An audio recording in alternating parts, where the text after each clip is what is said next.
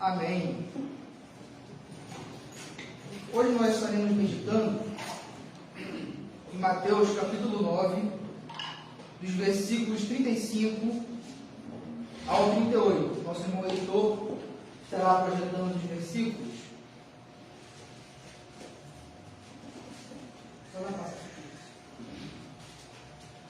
Os irmãos poderão acompanhar o texto bíblico.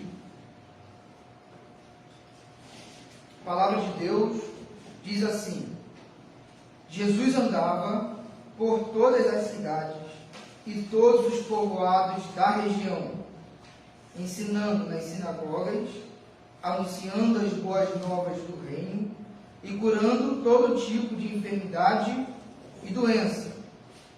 Quando viu as multidões, teve compaixão delas, pois estavam confusas e desamparadas, como ovelhas sem pastor. Disse aos discípulos: a colheita é grande, mas os trabalhadores são poucos. Orem ao Senhor da colheita, peçam que Ele envie mais trabalhadores para seus campos. Oremos mais uma vez. Senhor, nós nesse momento, quanto teu povo, imploramos a ação do teu Santo Espírito, declaramos a nossa dependência. Fala aos nossos corações, abre o nosso entendimento e ara o solo fértil, para que a semente possa produzir 30, 60 e 100 por um. Em nome de Jesus. Amém. Amém.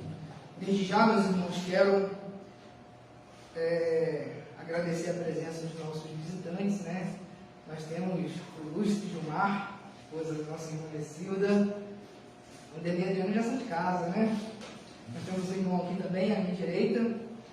Sintam-se à vontade, nosso meio, tá bom? E que a bênção do Senhor esteja sobre vocês. Hoje nós meditaremos sobre missão, compaixão e oração. Missão, compaixão e oração, se nós percebermos, é uma lógica do texto que nós acabamos de ler. Mas antes disso, é importante destacarmos que Jesus, nesse momento, ele estava praticando aquilo que ele ensinou aos seus discípulos no Sermão da Montanha, que nós encontramos em Mateus 5, Mateus 6 e Mateus 7. Jesus fez o seu grande discurso e a consequência foi o seguinte: ele fala com autoridade. E essa autoridade de Jesus para pregar também foi demonstrada no capítulo 8 e 9, por meio de suas ações, por meio de seu ministério público. Jesus também demonstrou poder e autoridade. Ele viveu aquilo que ensinou aos seus discípulos.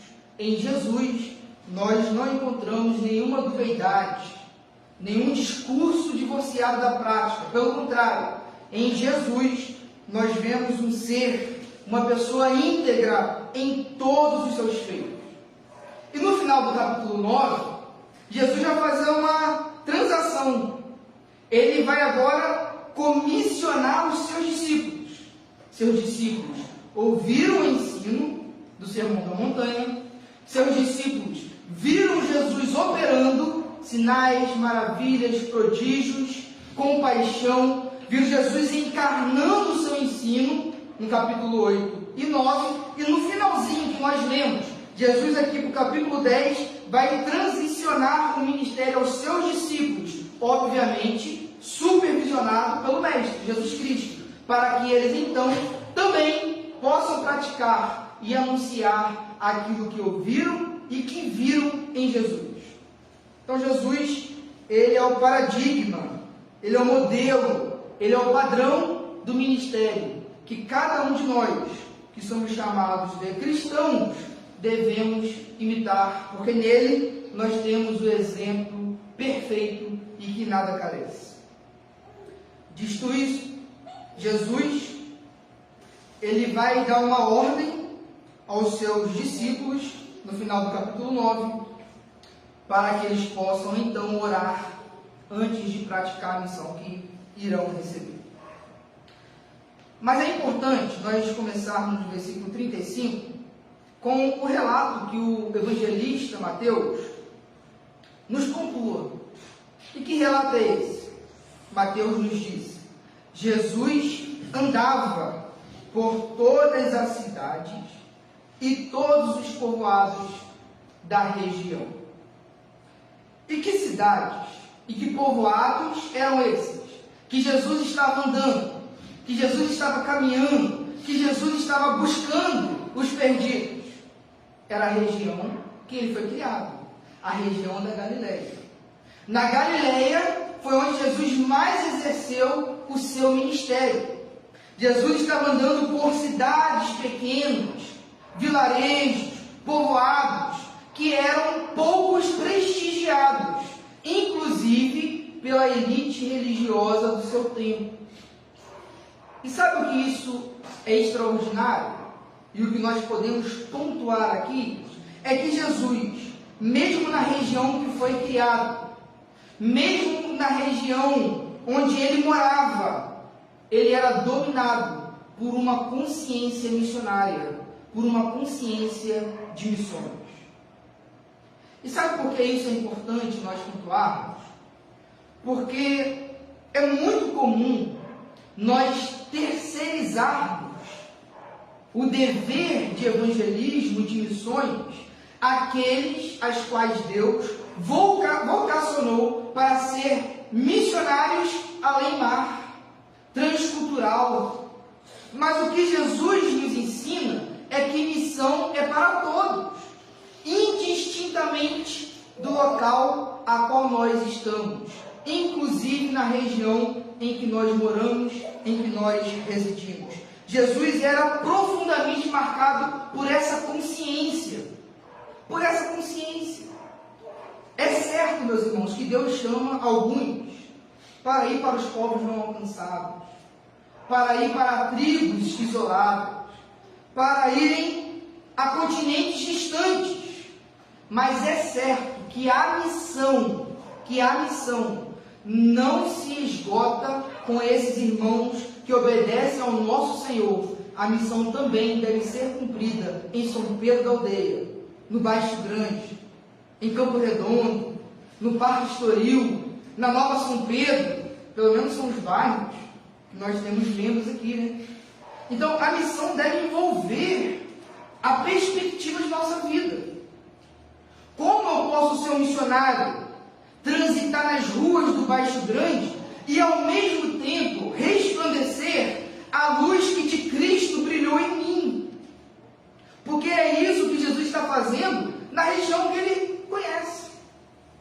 É engraçado que, em algumas passagens, Jesus debatendo com os líderes religiosos, Jesus fazendo proezas, o que os outros falavam? Não é esse Jesus, o filho do carpinteiro? Nós não conhecemos a sua mãe e os seus irmãos? Olha a familiaridade, olha a proximidade que Jesus tinha com o povo. Então, essa consciência de missão é uma consciência que deve operar em nós e perpassar em cada atividade, em cada endereço, em cada conversa que nós estamos envolvidos. E o que Jesus fazia enquanto andava pela Galileia? 3 coisas nós podemos observar ainda no versículo 35.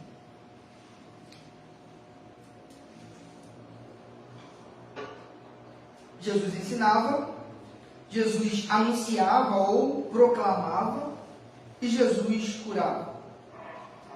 É nítido, se nós formos fazer uma pesquisa apurada, de que esse tripé era a tríade do ministério de Jesus: ensinar, pregar e curar.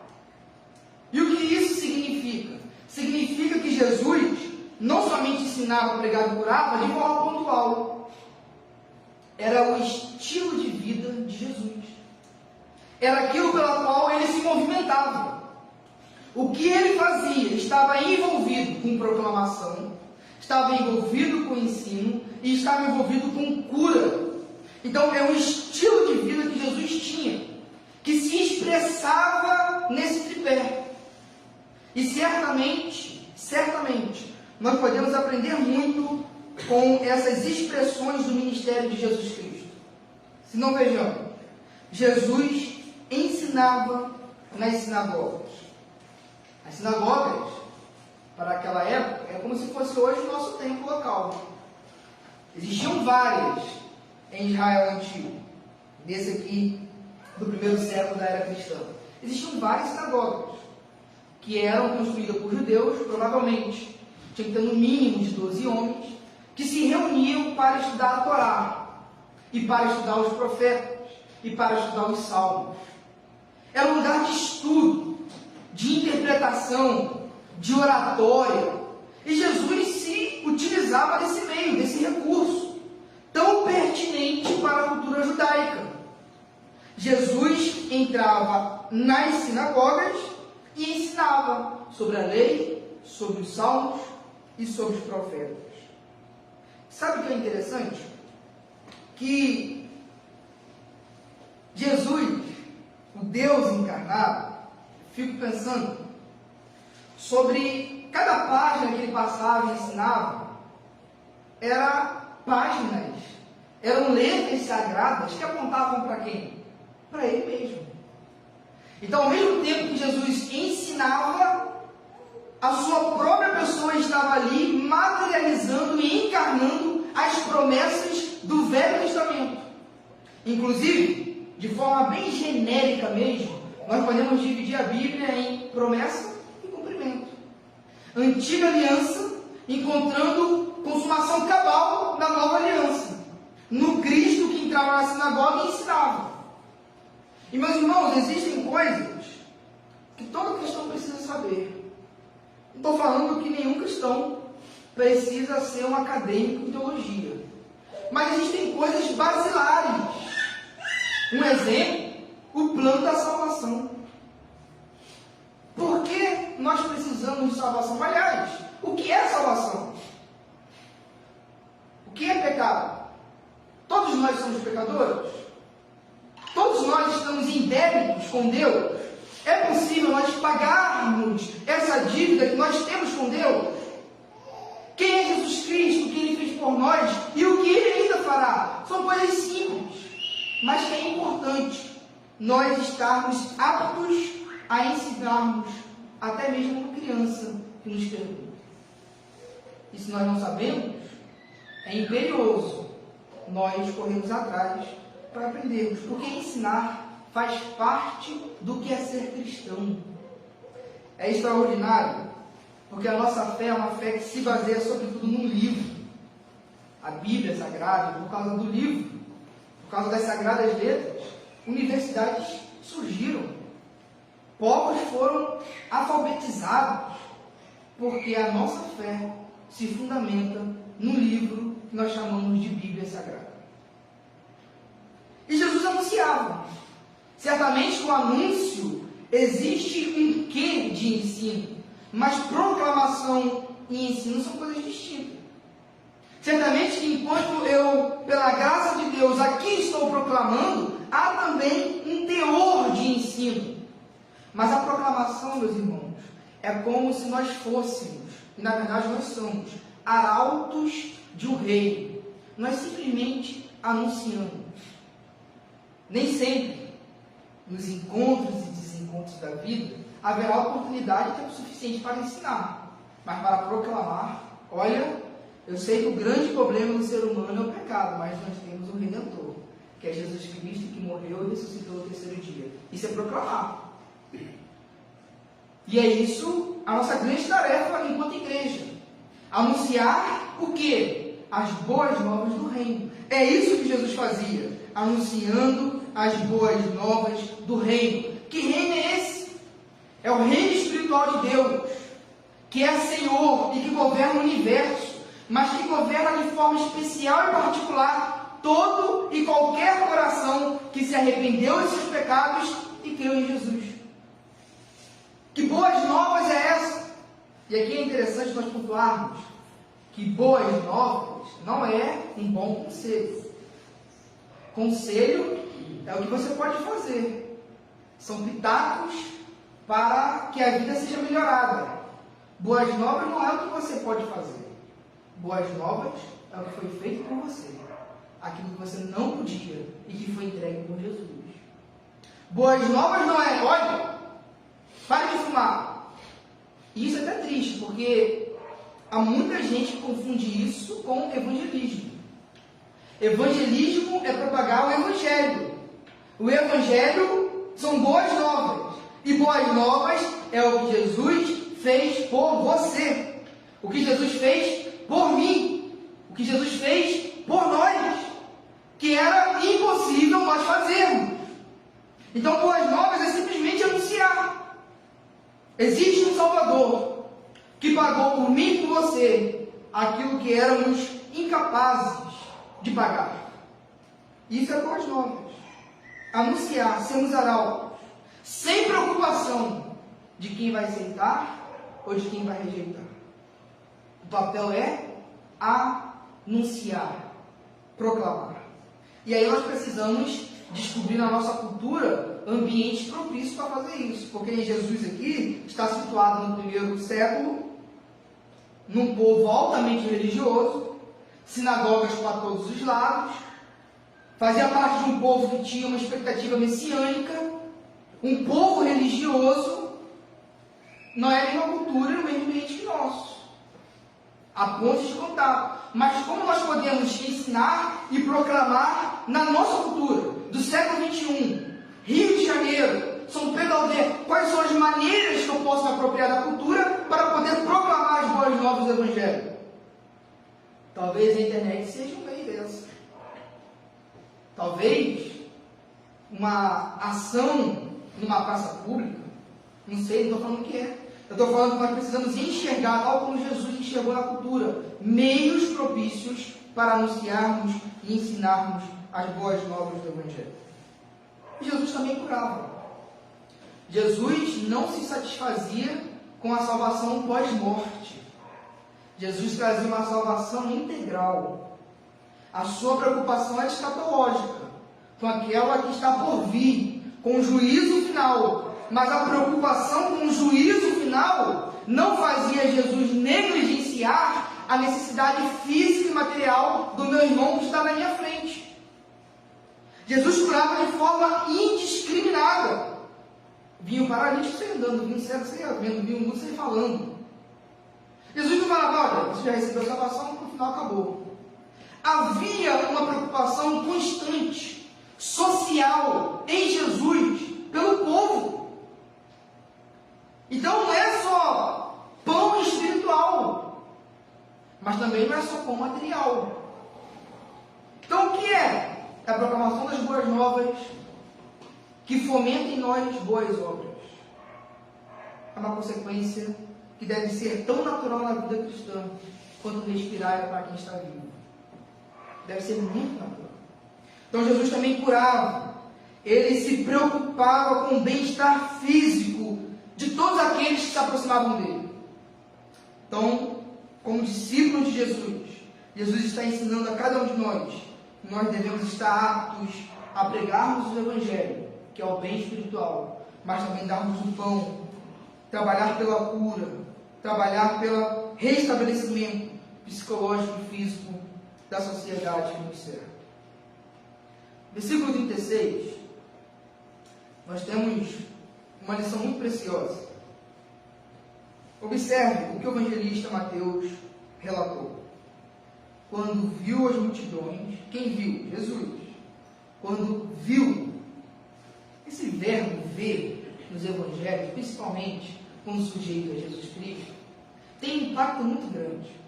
Porque Jesus vê e faz.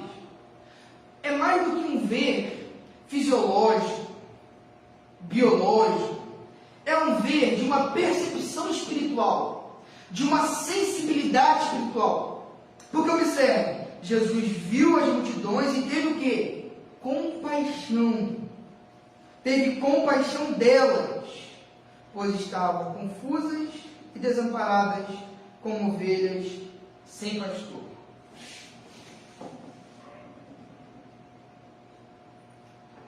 Meus irmãos, Jesus viu na multidão uma oportunidade de servir, e não de ser servido. Lembre-se que aqui é uma multidão vulnerável, da Galileia, de um povo pobre, talvez muitos analfabetos, com necessidades materiais. Nos nossos dias, não somente nos nossos dias, mas quero tocar no dia de hoje porque isso é muito patente. Existe ainda multidões assim? Existe.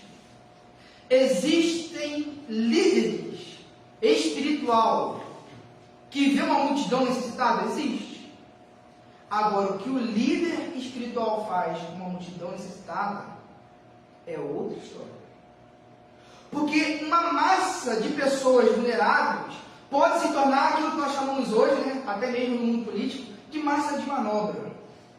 Se é um líder oportunista, se Jesus é um líder oportunista, político, que só quer as suas vontades, ver nessa multidão vulnerável, necessitada, uma oportunidade de se promover, de usar esse povo para o seu próprio prazer. E não é isso que a gente vê em muitos casos. Eu aproveito a dor do próximo, a multidão que está necessitada, uso uma mensagem que encaixa nesse contexto e uso esse povo e não sirvo. Jesus foi diferente. Jesus não viu no povo uma oportunidade malévola, diabólica, de manipular o povo. Jesus viu no povo uma oportunidade de servir e de oportunizar a graça de Deus. Tanto é que o efeito da visão que ele tem não é ambição, não é dinheiro, não é o que eu posso tirar desse povo. Qual foi o efeito? Compaixão. Existiu nele, em suas entranhas, em suas vísceras, um mover pelo povo. Ele era sensível às necessidades. E por causa disso, supriu várias, inúmeras. Então, a missão que nós devemos praticar, assim como Jesus praticou na Galileia, é uma missão que tenha um coração cheio de compaixão. Porque no meio dessa multidão nós vamos ver povo que muitas vezes, ao olhar humano, nós temos só distância. Mas no meio da multidão, meus irmãos, Jesus não olhou a quem. Jesus simplesmente se compadeceu e serviu como serviu a qualquer ser humano. E como que estava essa multidão? Estavam confusas e desamparadas, como ovelhas sem pastor. Estavam confusas e desamparadas. O que significa? Meus irmãos, a mente daquele povo estava distorcida, não havia luz, não havia claridade, não havia lucidez. É um povo que especulava o Messias político. É um povo que, além dessas confusões mentais, estavam desamparados emocionalmente. Não havia uma pessoa que chegava para assistir suas necessidades, um ombro amigo. Não havia proximidade desse povo com os pastores daquela época. Então imagina, soma aí, confusão mental, mais desamparo emocional, o que sobra da pessoa? E sabe o que é mais triste? Sabe o que mais dói? É que não era a ausência de pastor. Nesse tempo, o que mais tinha era escola rabínica. Tinha Hillel e Shammai, tinha os fariseus, tinha as seitas, tinha líderes religiosos para todos os lados. No entanto, a quantidade de pastores que havia naquela época não supriu essa necessidade, porque eram pastores opostos ao pastor Jesus. Jesus é o bom pastor, que nós podemos ler em João capítulo 10.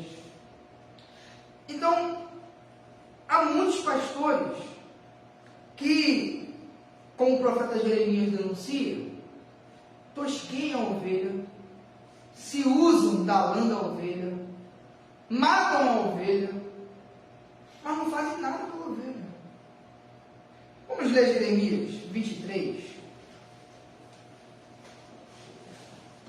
Jeremias 23, dos versículos 1 ao 4. Certamente, quando Jesus olhou para a multidão, certamente veio essas palavras do profeta Jeremias à sua mente. Jeremias 23, do 1 ao 4. Observem o teor desse texto. Olha o que o profeta Jeremias vai falar.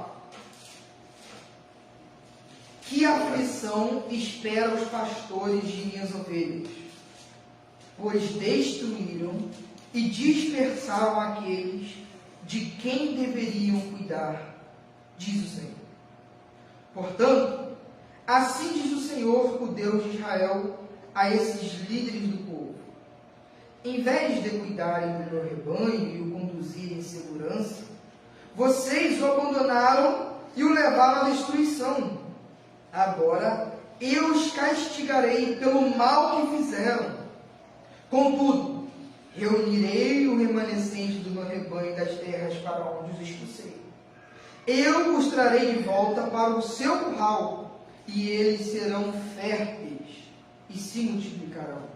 Em seguida, nomearei bons pastores que cuidarão dessas ovelhas. Elas nunca mais terão medo e nenhuma delas se perderá. Eu, o Senhor, falei. Em Jesus,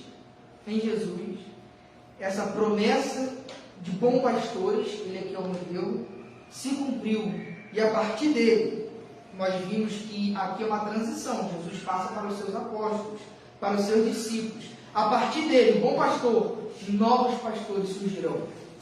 O ministério de Jesus será, e o ministério de Jesus foi multiplicado, porque é fato que existem maus pastores, mas também é fato que existem pastores comprometidos e que seguem o modelo desse bom pastor que foi Jesus Cristo. Então, qual é a consequência de um povo que não tem pastor? Que às vezes tem no cargo, às vezes tem no rol de membros, pastor tal, mas não tem a função de pastor. Qual é a consequência? Um povo confuso e desamparado.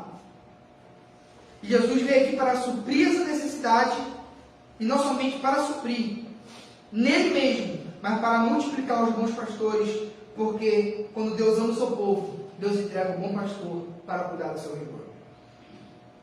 Versículo de número 37. Disse aos seus discípulos: a colheita é grande, mas os trabalhadores são poucos. Jesus observa a multidão e tira a conclusão: a colheita é grande, há muita tarefa, há muita coisa para ser feita, mas tem pouco trabalhador, tem poucos obreiros. É certo que Jesus arrastava multidões, isso é certo, mas poucas pessoas queriam sair do status de multidão e migrar para discípulo para poder servir ao Senhor Jesus. Isso é uma constatação inequívoca que a gente tem ao ler os evangelhos. E, meus irmãos, a partir do momento que a gente começa a ter uma consciência missionária que Jesus tinha no versículo 35, a partir do momento que essa consciência missionária gera em nós um coração compassivo, que Jesus tinha no versículo 36, a partir do momento que a gente vai se alinhando com Jesus, que é o nosso mestre e o nosso pastor, nós também vamos ter percepções novas da realidade. E uma das percepções novas que nós vamos ter da realidade é a seguinte: que a colheita é muito grande, que há uma necessidade espiritual enorme. Por exemplo, quando nós estamos envolvidos na vida civil, na vida social, é natural nós passarmos pelos bairros, pelas cidades e perceber as necessidades estruturais. Olha, aquele bairro necessita de saneamento básico, aquela rua necessita de asfalto, e isso mexe com a gente. Poxa, por que o prefeito não faz nada? Poxa, por que o governo estadual não intervém? Poxa, por que o governo federal não faz isso, faz aquilo? Porque nós somos seres sociais, nós estamos na sociedade e isso nos impacta de forma profunda. Porque a qualidade estrutural, a qualidade do serviço mexe com a gente. Isso é uma coisa no horizonte da nossa existência que qualquer ser humano consegue perceber. Mas quando você entra no reino de Deus, se converte a Jesus, o seu olhar não é só mais um olhar material. Você começa a ter o olhar de Jesus. E aí você vai percebendo necessidades que antes você não percebia. Você vai percebendo necessidades que antes eu não percebia. A gente começa a se aliar com Jesus e a gente se machuca ainda com a falta da intervenção do Estado em algumas áreas. Mas a gente começa a se preocupar muito mais. Olha, naquele bairro não tem um pontinho de congregação. Tem a rua lá sem asfalto, mas nossa maior preocupação agora já não é mais o asfalto. Está captando? Porque os valores vão mudando. O reino de Deus vai solapando em nós algumas expectativas e vai falando outras. E a gente começa a olhar assim, poxa, rapaz, que necessidade espiritual que esse povo tem. A nossa visão começa a se identificar com Jesus. E a gente vê que a obra de Cristo, que a necessidade espiritual é algo muito maior do que nós temos a uma visão nua e crua, sem a sensibilidade do Espírito Santo. E aí, meus irmãos, quando nós nos começamos a se alinhar com Jesus e perceber que o trabalho é muito grande, que há um volume exagerado de tarefa para ser feito, você começa a querer ser resposta para isso. E é por isso que existem missionários doidos que vão lá para a Afeganistão para morrer. Porque ele entendeu que a tarefa é maior do que a sua própria vida. Porque ele entendeu que a seara relativiza a sua própria vida. Porque ele entendeu que uma cruz para o Cristo é melhor do que uma vida sentada no trono longe de Cristo. Porque ele percebe que ser servo do reino é maior do que ser presidente da República Federativa do Brasil. Porque os seus valores mudaram. Os seus olhos agora são outros. A dinâmica da sua vida é outra. A perspectiva e a expectativa é outra.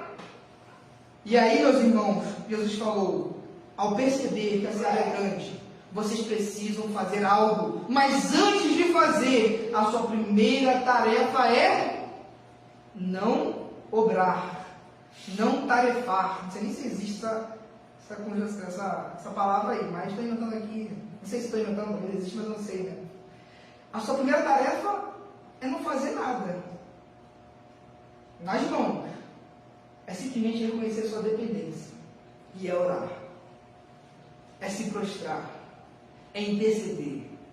A obra de Cristo começa com Cristo respondendo à oração que o Cristo resgatou.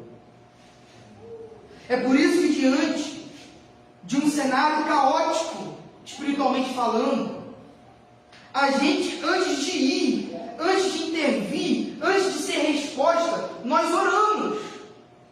Porque toda a obra evangelística, toda a obra de Deus precisa ser feita, antes de tudo, por um coração que é dependente de Deus. É necessário nós termos uma consciência de que o Deus da obra é a própria resposta para a sua obra. E nós podemos e devemos fazer tudo isso por meio de um espírito de oração. E o versículo 38 nos ensina isso. Orem ao Senhor da colheita, peçam que Ele envie mais trabalhadores para os seus campos. E quando Jesus fala que a obra é muito grande e que necessita de trabalhadores, nós aprendemos algumas coisas importantes. Primeiro, precisamos orar. Orar pela obra de Deus. Nós precisamos ter consciência de que é muito importante o serviço que nós temos de vir aqui na igreja, de vir aqui lavar a igreja, de vir aqui e pregar, de vir aqui e reunir, de vir aqui tomar um café gostoso, como nós tomamos hoje, né? Muito prazeroso. Mas é mais importante, acima de tudo, nós temos consciência de que a oração deve anteceder todas essas atividades. Orar pela obra de Deus antes de fazermos a obra de Deus. Isso deve ser latente em nossas vidas. E nós também aprendemos com isso a humildade. Porque Jesus, que é o Senhor, olha a seara grande, tem 12 discípulos e fala, olha, é muito trabalho. Orem para o quê? Para vocês serem super poderosos? Orem para você, rapaz, orem para ser suficientes. Não. Orem para que mais trabalhadores sejam enviados. Ou seja, não há nas Sagradas Escrituras, não há nenhum super-homem. Não há, meus irmãos. É necessário nós termos um coração humilde e reconhecermos que mais trabalhadores é bênção. Eu sei que tem pastores que têm muita dificuldade com isso. E ele centraliza tudo. Eu conheço pastores assim. É centralizador, porque ele é o pastor e acabou. E ordena tudo. Não há ninguém melhor, porque ele é o pastor. Mas Jesus, sendo o supremo pastor, falou, ele desejou mais colaboradores. Quem somos nós para desfazer? Não precisamos. Nós temos o melhor músico da cidade, o melhor cantor, o melhor pregador. Nós temos o melhor tudo. Meus irmãos, é necessário que à medida que a obra vai avançando, Deus traga para nós mais trabalhadores. E isso é um exercício de humildade. Nós não bastamos para o reino de Deus, meus irmãos. Nós não somos suficientes. Que bom que a igreja pode rebanhar mais trabalhadores, capazes, cheios de dons, temerosos a Deus e somar.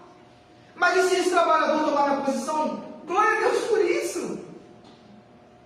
A gente está aqui para dividir palanque, para ser um melhor que o outro, ou para ver o nome de Deus ser glorificado. E para o nome de Deus ser glorificado, vai ser necessário que nós venhamos a diminuir. E se eu subir no púlpito, louvado seja Deus, que Deus seja agradecido, que o nome de Deus se alargue por pessoas que tenham mais capacidade, mais temerosas, que tenham mais fé do que eu, que avance, que tenha uma perspectiva melhor. Qual o problema? Por isso que orar por mais trabalhadores é um exercício de humildade, porque reconhecer que nós não somos suficientes, e nem tão poucos melhores, mas o que importa é que Deus recebe os trabalhadores que nós somos, porque nós temos fé em Jesus e fazemos tudo o que fazemos, por mais que seja um pouco de coração.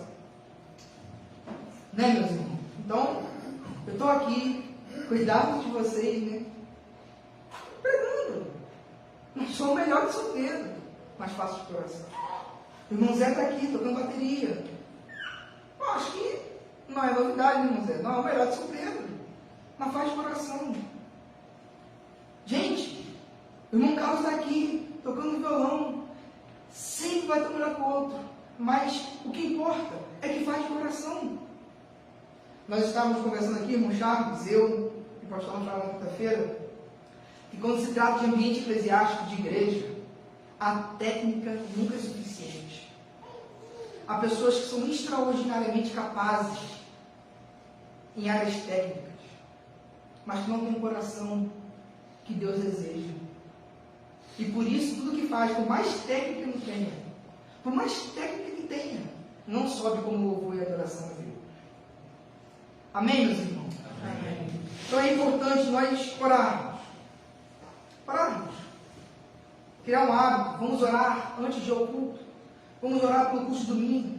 Criar expectativa pelo curso de ensino na quinta. Criar expectativa para a EBD de domingo e orar. Deus abençoe. Fale conosco. Porque o que nós mais precisamos é ouvir a tua voz. Então, meus irmãos, nós aprendemos que uma missão feita com compaixão nos levará certamente a uma vida de oração. Que Deus abençoe essa igreja. Novamente, os visitantes sejam sempre bem-vindos. A porta estará sempre aberta. E se você quiser caminhar com Jesus, nós não somos os melhores, mas nós estamos aí na tarefa. A obra é grande e nós estamos trabalhando. Some com a gente força. Amém? Amém. Vamos colocar de pé, fazer mais uma oração, declarar a Deus nossa dependência, para que Deus possa alargar as suas tendas aqui no Baixo Grande, São Pedro, e nos dar o privilégio de cooperarmos com esse avanço. Quero pedir o irmão Kleber para que esteja fazendo essa oração. Eterno Deus, nós bendizemos o teu santo nome, Senhor. e ficamos, ó Deus, extremamente felizes em tudo que podemos ouvir. Tua palavra que achou bem em nosso coração, falou tanto conosco, ó Deus. Muito obrigado que o Senhor tem atendido às nossas necessidades, Senhor. Nós saímos daqui nessa noite, Pai, melhores, porque entendemos um pouco mais a Tua vontade para as nossas vidas. Te pedimos, ó Deus, que o Senhor nos motive a cumprirmos, ó Deus, no nosso dia a dia, aquilo que o Senhor espera de cada um de nós. Que sejamos, ó Deus, luz por onde quer que andarmos, e ao olharem para as nossas atitudes, vejam a Ti, Senhor. Amém. Nós, ó Deus, suplicamos que o Senhor nos auxilie, porque nós somos totalmente dependentes de Ti, Senhor. Ajude-nos, ó Pai, a termos compaixão pelas almas perdidas. Possamos, ó Deus, consumir nosso tempo no serviço a Ti. Amém. Dá-nos, ó Deus, a Tua paz, perdoe os nossos pecados, ó Deus, e ajude-nos, ó Deus, a trilharmos no mundo, por entre as pessoas, como alguém que já foi transformado por Ti, como alguém que tem a palavra que pode transformar as vidas, Senhor, e que a gente não guarde essa palavra apenas para a gente, mas que a gente possa semeá-la por onde quer que andarmos. Dá-nos sobre a Tua paz, é o que te pedimos, no nome de Jesus. Amém. Os irmãos podem se assentar. Tenham uma boa semana a todos. Temos culto quinta-feira às 9h30, culto de ensino. Estamos estudando a primeira carta de Timóteo, com o pastor Rafael. Domingo às 9 horas da manhã nós temos a nossa EBD. E também nós temos o nosso culto 19h30. Nosso pregador será o irmão Charles. Estamos todos convidados. Traga um visitante e ore por esses momentos. Deus abençoe, corações silenciosos. Estamos encerrando o culto dessa noite.